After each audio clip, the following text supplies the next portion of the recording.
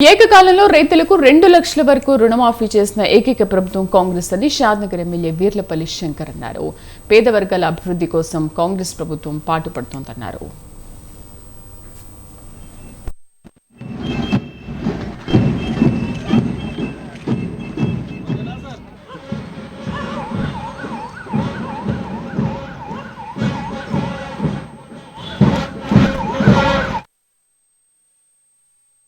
తెలంగాణ రాష్ట్ర ప్రభుత్వం ఏర్పడి ఈ రాష్ట్రంలో ప్రజాపాలన కొనసాగిస్తూ అభివృద్ధి కార్యక్రమాలు అయితేనేమి సంక్షేమ కార్యక్రమాలు అయితేనేమి 11 నెలలు ఇలా నిరంతరం పోరాటం చేసి ఈ యొక్క రాష్ట్రంలో ఎన్నో సంక్షేమాలు ఎన్నో అభివృద్ధి కార్యక్రమాలు సాధించిన కాంగ్రెస్ పార్టీ రాష్ట్ర ముఖ్యమంత్రి పాలమూరు ముద్దుబిడ్డ ఇవాళ విజయోత్సవాల సందర్భంగా షాద్నా నియోజకవర్గంలో కూడా మీరందరూ చూస్తూ ఉన్నారు.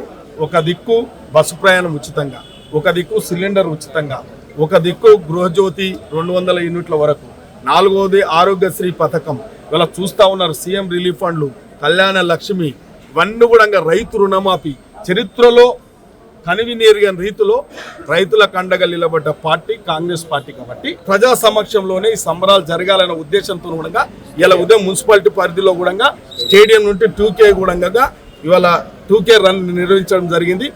విద్యార్థుల ఆధ్వర్యంలో కూడా మేమందరం కూడా పాల్గొనడం జరిగింది.